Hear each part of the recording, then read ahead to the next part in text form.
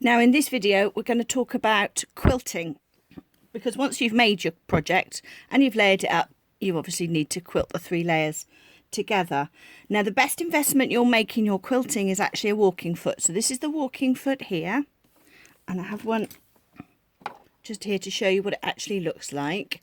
So if you got your FS 130 QC, you will have got one of these for free. Otherwise you'll need to purchase one. And it's actually pretty vital when it comes to quilting, because it keeps all of your layers together, because as you can see on here, it's actually got feed dogs on the top as well that meet at the same time as your bottom feed dogs, and therefore it pulls the fabric through in one swift movement. Now to get it to work, depending on which brand you get, some of these will have just a straight bar, some will have like a hand like this one. Now if we bring the needle down, you'll see that that hand needs to cup around the screw that holds your needle in place. So as your needle goes up and down, that lifts and moves your fabric through your machine. Even if you're doing free motion, it's a good idea to stabilize your project with a bit of straight stitching using your walking foot anyway, because it stops everything moving around. Okay, so the next thing I'm going to do is grab my quilt. Now, so far, I've decided on my sample, just here, to echo quilt. So I'm echo quilting around the lines that I've already got. So echo quilt means you pick a line, whether it's a drawn line or a line of a seam, and you echo it. So you can see here, I am echoing that. Now, I keep catching my needle.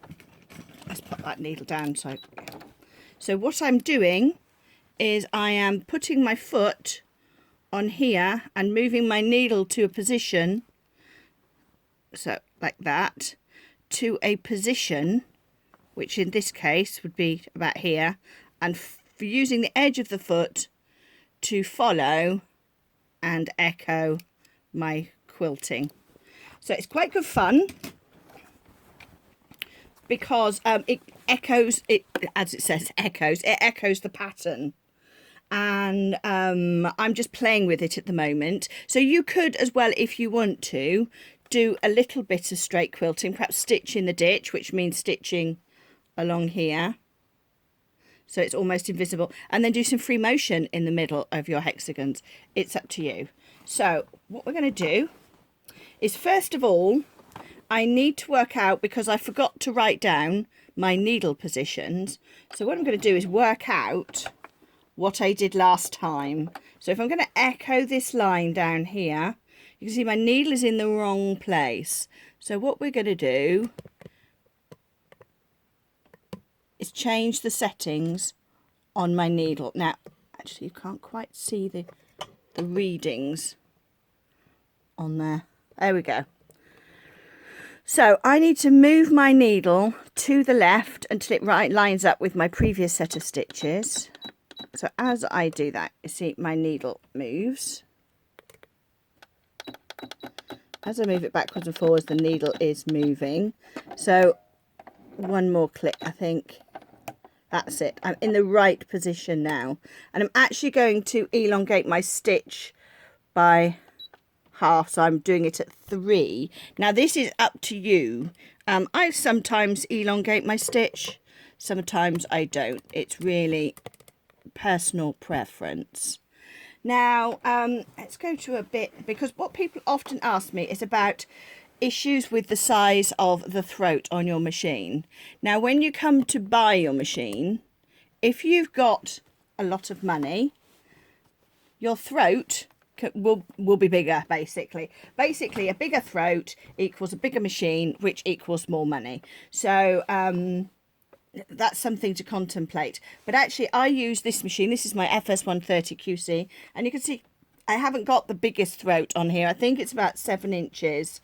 They do go up to about 11 before you get onto a long arm. But for me, I find that it doesn't really matter, because if I place my quilt,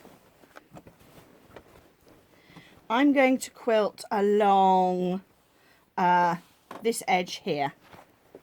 So what we're doing is we're taking our quilt and we're smooshing it. This is actually over halfway, so you can see I've got over half my quilt is currently smooshed in this gap. All right, now I have basted my quilt. I've spray basted so it's nice and smooth. Right, so this is the area that we're actually quilting. We can see I've got quite a bit of quilt smooshed into this corner here. That's fine. Now what I want to do with this design, because I'm echoing, I want to stop in line with the point here. So I'm actually going to use my thumb just to draw a horizontal line across, because that means no marking. You can see there I've got a little delicate line. So now I've got my thread hanging off. I'm starting off the edge, and we are going to move this quilt. So here we are back from the other angle. Hopefully you can see a little bit better with this side, but I've reached that little point that I marked with my finger, and now we're going to rotate the quilt. And again, I'm concentrating on just this little section here. So I'm smooshing up my quilt, that's a technical term. And then I'm going to draw another little line across here with my thumb to mark. Now the reason why we echo is when you're a distance from your from whatever you're quilting up against. If you have a little bit of a wobble, which I'm sure there will be the odd wobble here and there, even with the most experienced quilter. I know I had one last night. So here we go. So you see just here, we've gone sort of just a little bit of a faint curve there. It was about 2 a.m. But you see, if I'd done that really close to this, it would be hugely obvious. But because I've done it a distance away, over half an inch away, the eye will just ignore it. So for a beginner, echo quilting is definitely the best thing that you can do. And actually, the more lines you do in parallel, the better it looks. So let's smoosh that back in again anyway, because I just moved that out.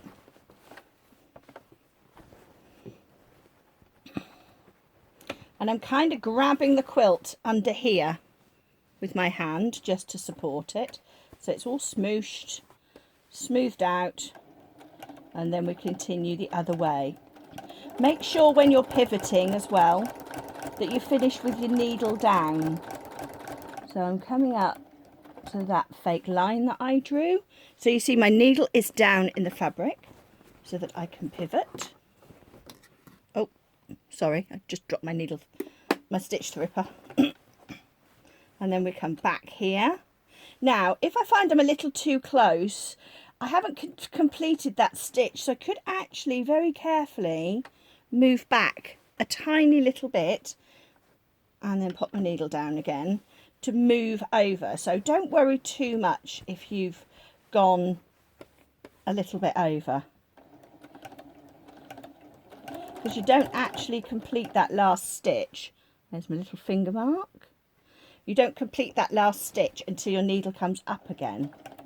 So you can actually go backwards without creating a back stitch. One more, I think. There we go. And pivot. And you can see each time the quilt is just being smooshed up in here. And I've nearly finished this section. So give myself another line there and another line there. Now with this pattern, when you're quilting inside the hexagons, you've actually got a line to stop at. So you only need to do that little bit of a pattern.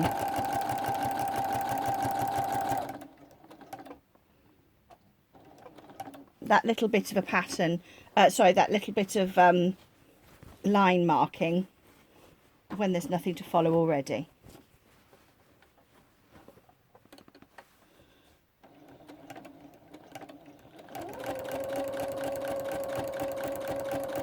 So don't go too fast, I'm just letting the machine feed it through.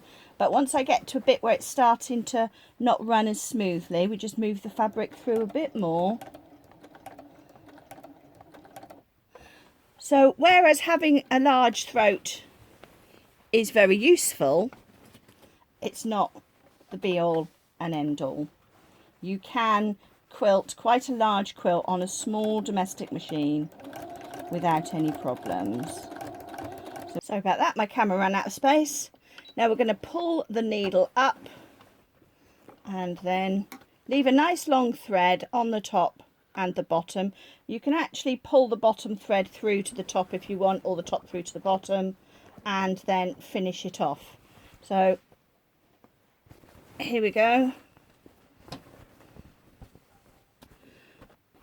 There's that line of echo quilting that we've just done, and I'm going to continue adding lines like that to this quilt for you to see a little bit later. And there will be another video on how to finish off these ends, so do keep an eye out.